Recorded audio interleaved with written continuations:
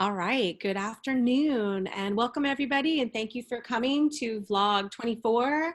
How can we create meaningful curriculum in response to our current context? I am Lauren Piraro, the coordinator of History, Social Science, and Civic Engagement at Santa Clara County Office of Education. And my co-host today is... Hi there, my name is Lauren Piraro. I am a history educator at Gilroy Unified School District, and I actually teach world and U.S. history. Fantastic. Thank you. Oops. Okay, so what I'd like to do is I'd like to take a quick time to welcome ourselves with each or get acquainted with each other. And so what I'd like to do is just go around and have everyone introduce yourself, your position, where you work, and 1 to 3 words that identify one thing you are feeling grateful for today. So we're trying to be positive with our message here when we begin. So I'll go ahead and start. I'm Laura Guajardo. I already said my position and where I work. And 1 to 3 words that I feel grateful for today are the toilet paper in my pantry. I love that. I'll go next. Again, my name is Lauren Piraro. I teach 10th grade world history and 11th grade U.S. history at Gilroy High School, which is actually the high school I graduated from. And I am very grateful for this opportunity to share and learn today. Thank you. Who'd like to go next? I can go next. Jenna, hi. will you go first? Oh, I'm sorry. Go ahead, Caitlin. No, you're fine. I'm Caitlin, and I am a student teacher currently getting my credential at St. Mary's College of California. And I am currently at Berkeley High School. I've been there for the last 3 years in different positions. And I teach world history and 12th grade government. And one thing that I'm feeling grateful for today, I've never gotten to meet Lauren in person, but I've followed your Instagram for many years, and just your passion for history. I'm really grateful for that today. And that's why I'm here. Awesome. Thank you so much. I appreciate that. That's very cool. And Jenna. And I am Jenna Picata. I'm an academic technology specialist at the Santa Clara County Office of Ed. And I am grateful for having guests on our webinar. It's always really great to have new voices and hear different perspectives. So I just really wanted to thank Lauren for being here today. Yeah, awesome. All right. Was anyone else on the doorbell, or was that my computer making weird noises? You know, there were a couple people in, and I'm not sure exactly what happened, but I'll keep checking the participant list and letting them in as you go along. Okay. All right, here we go. So, Lauren, we're going to let her give you guys your tips for how to connect content with our current context. You're on, sister. Yes. Okay. So I did want to start off with the caveat that I know distance learning looks so different in so many different contexts, depending where you are, your student population, what's been implemented on like a district or school site level. So it might look different for you. So hopefully there's some nuggets of information you can get from this. These tips can also be applied in a traditional classroom setting when things hopefully get more situated with our current context. And also there's a really great Google document resource page that's linked on this slide deck that has so many resources and links and materials to look at that I can't possibly include in this webinar here. Okay, so for this first tip, I'd like to offer when I'm kind of formulating a lesson that I want to connect to a current moment is to identify the historical connection. And that's me asking myself, where have we seen similar themes or examples in history? And a theme could be power, a theme could be progress and decline. There's a variety of different ways that we can use the past to connect to this current moment today. And so an example would be connecting a lesson I did with this 1918 flu epidemic or pandemic, I should say, to COVID-19 today. And for that one, I use an inquiry-based approach, which I've been using throughout the school year to have students do history in a way that I think is more aligned with what historians do in an academic sense or when they're writing books. So posing questions to students, they could also come up with their own questions if they're at that point or if that's appropriate, and then answering that question through creating their own argument. And they're using evidence, they're using reasoning, they're doing a lot of the things that historians do. And they're using historical thinking concepts, which I've also linked on that slideshow for tip number 1. And really what I think is really great about this is that, and I've only realized this recently, that by connecting the current moment to the past, they are discussing historical significance of an event. And I think that's powerful because in nearly all of the history books I read, because I'm currently getting my master's right now, the historians are arguing why you should be picking up their book and reading it and why their argument is relevant to today. And I think extending that learning opportunity for students is them continuing to do the work of a historian. So I pull from news, current events. I just do some Google or YouTube searches to see what people are talking about these days, how people are connecting. I'm looking at various and listening to various podcast episodes and YouTube channels where people are already doing that for me. Historians are kind of making those connections, or journalists, and I linked a lot of really great resources on the Google slideshow. So just kind of having students consider, how can history help us live in the present moment? And it's always exciting to see what they come up with.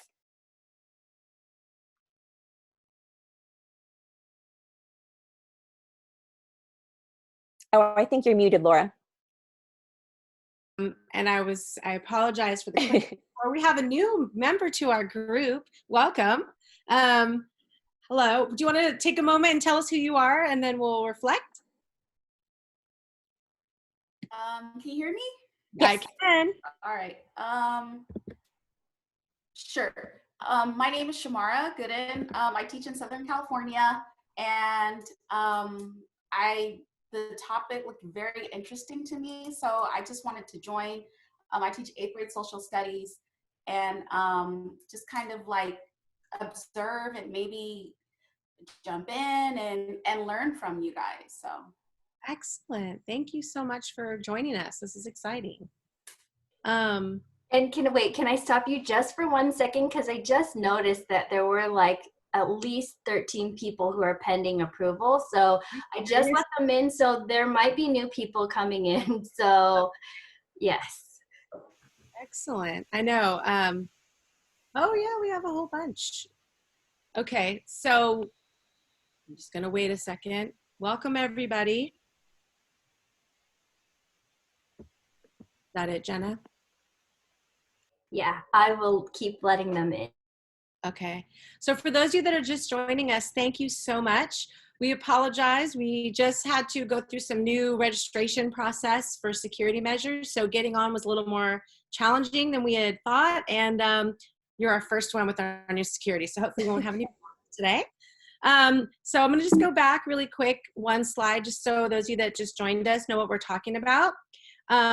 Lauren just talked about identifying the historical connection, and what we're asking is what themes or examples from history are especially relevant to today's current events.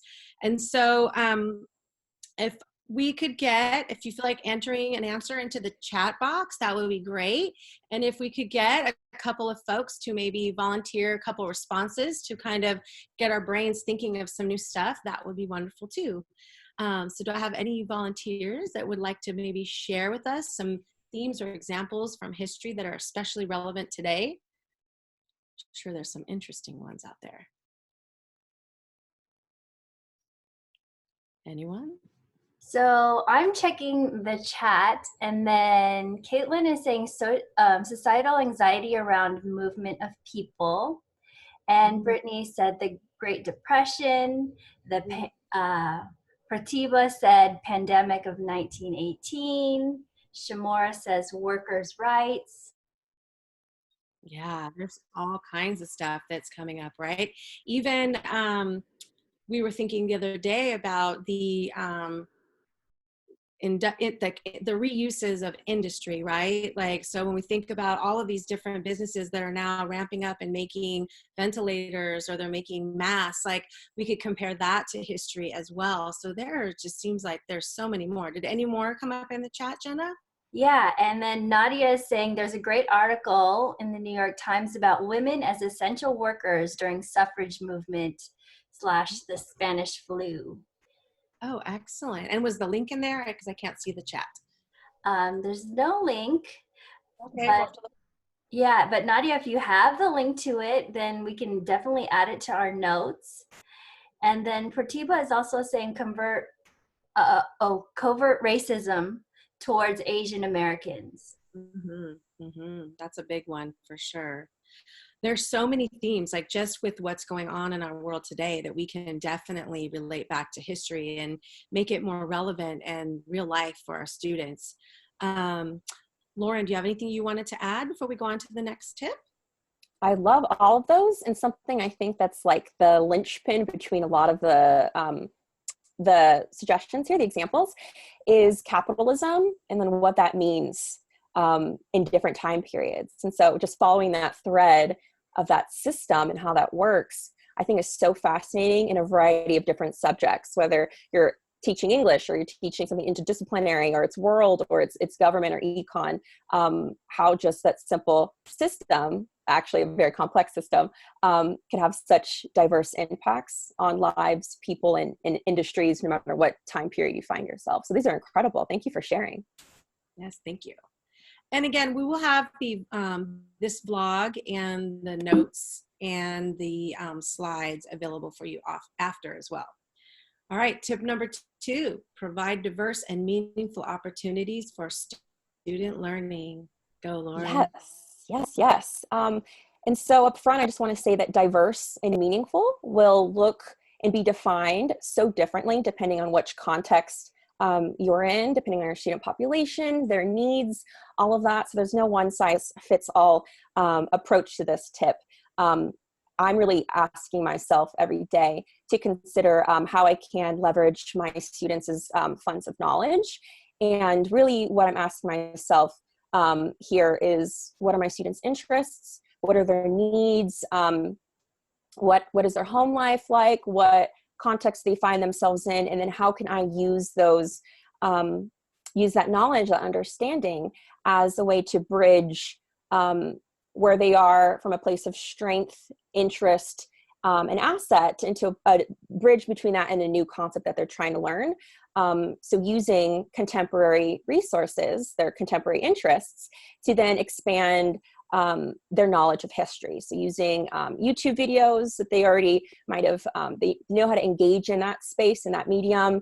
How can they teach me about what they know through their favorite songs, their favorite musicians, using platforms and formats like a Facebook profile or an Instagram template to then teach me about the life of a person, like a biography or something with Minecraft or video games, things that they're super interested in.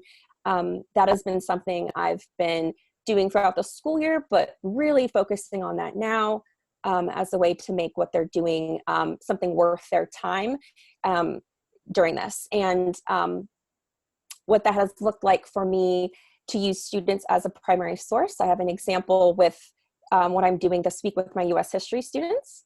They're looking at the Black Power movement, specifically the Black is Beautiful cultural campaign, or the movement.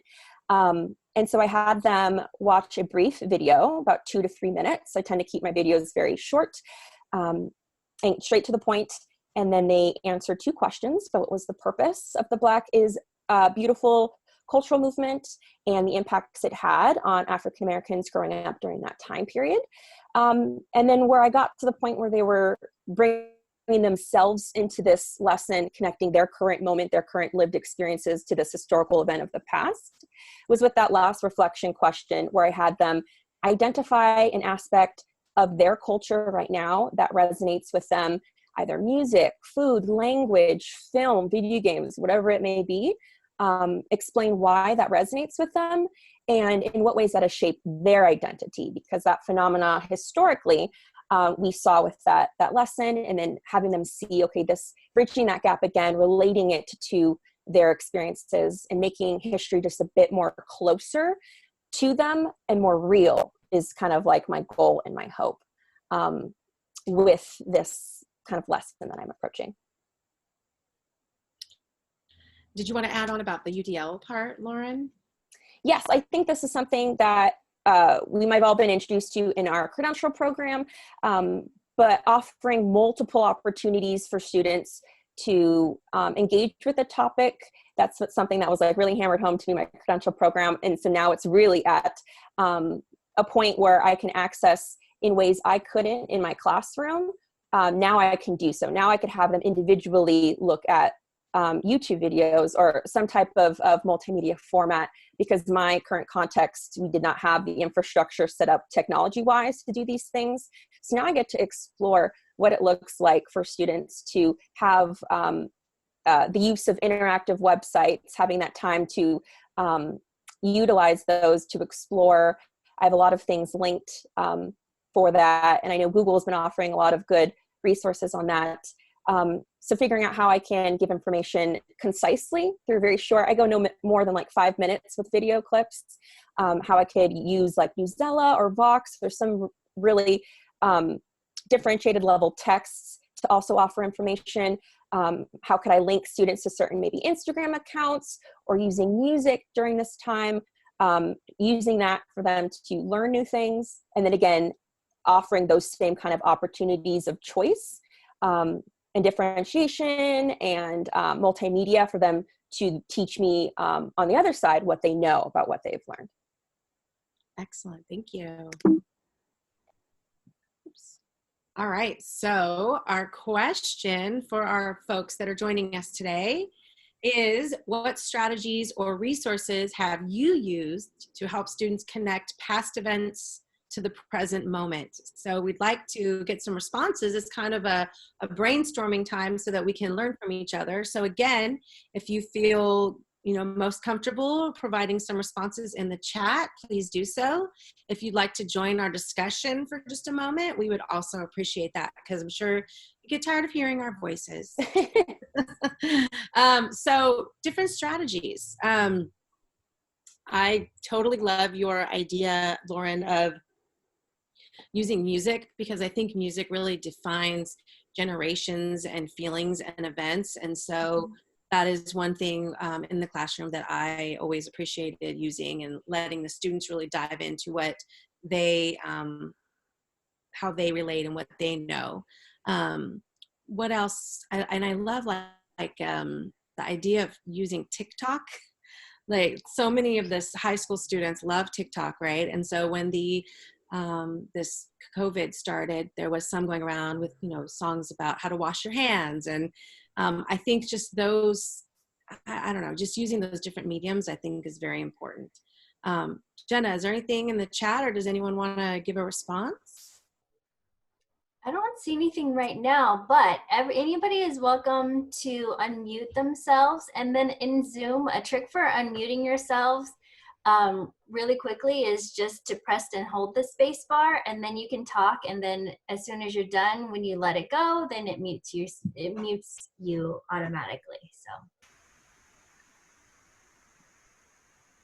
Okay, well, here we go. So Shamar says, my students explored Chinese railroad workers and the discrimination they experienced, and we are looking at how currently Asian Americans are experiencing a similar level of discrimination. mm-hmm. For sure, that's a very relevant. I think there's so many. I mean, if we could just sit here and throw things out, we would have just a billion ideas of things. I'm wondering, resources wise, I mean, Lauren mentioned YouTube, like short YouTube videos and Instagram assignments and things like that. Have any of you done anything of that nature with your students to relate to the present moment? And it doesn't necessarily have to be COVID. It could have been something prior. All right. Well, Nicola did share a thought in the chat. She said she did a similar thing with Japanese internment and looked at how times of fear leads to blame, prejudice, etc. Mm-hmm. And then Pratibha just said, we looked at public signs during civil rights and the public signs now. That's an interesting one. That's interesting. Wow, now we're getting some really great ideas, a lot. So Samantha is saying, my students drew great connections between persecution of Jewish populations during the plague with discrimination towards people of Asian descent today. It's a great parallel.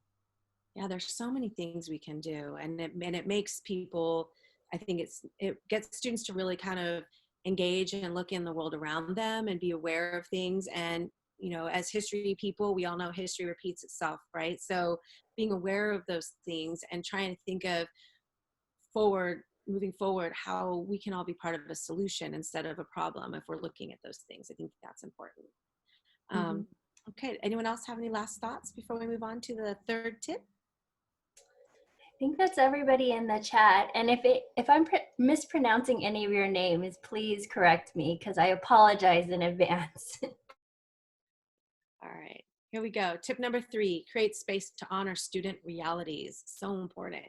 Yes. Okay. So my third tip here has me asking myself, how can I use specific lessons during this time to maintain student relationships? Like, how can I embed that into what I'm doing within the system I found myself in? Because there's certain things that I know I have to do that I'm trying to figure out where I can use my agency to make the most informed and trauma-informed and just more like just responsive to student needs, those kind of decisions.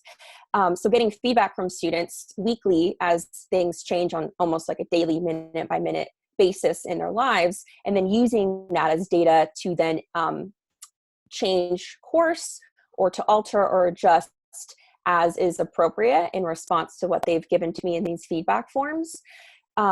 I know the hardest part for me in adjusting to online learning is not being able to physically be in a room with them, to have those conversations as they're walking into class and I'm greeting them at the door. And in small and big ways, relationships are sustained throughout the school year in ways I'm more used to in a physical classroom context. So now I'm really kind of challenged and pushed to get creative and see how I can, within my emotional, physical means, be there for my students, and to then make sure that what I'm producing and what I'm offering them is meaningful in a variety of different ways, that's seeing them as like a whole student and whole person, more than just them as students.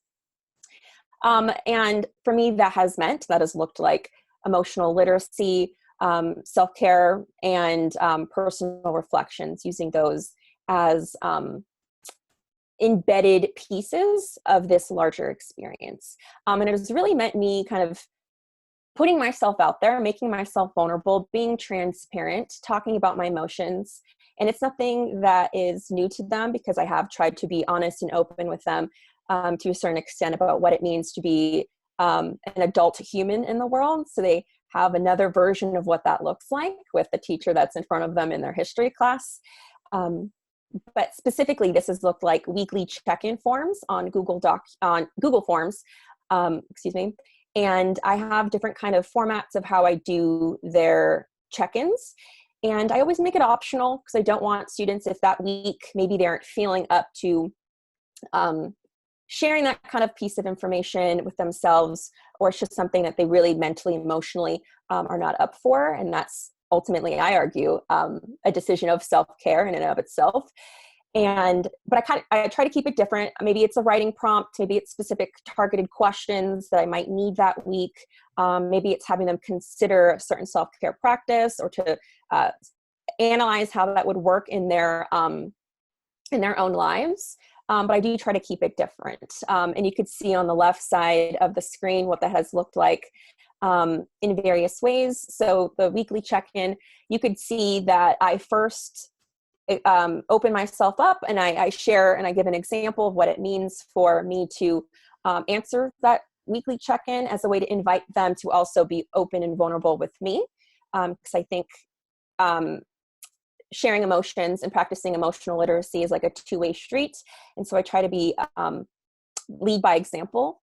And then the bottom one is an exercise I did, or an activity where I had students look at this really great website that turns comics. It's this really great artist who turns poems or famous quotations into comic strips. And so I had students scour that website, find the first comic strip that resonated with them, and then explain in what ways it did. And that was really revealing as well, to use that format for them to share what they're going through and how they're doing, and to do it in just like a various different format, because sometimes things resonate with students in different ways. So if there's anything that I've learned during this time period, going so quickly to a totally different style of teaching, is that I need to, and it's been great as a first year teacher to really kind of have this be my first year experience. And I'm really trying to find a silver lining within all of this, but just to center the humanity and the wholeness of my students above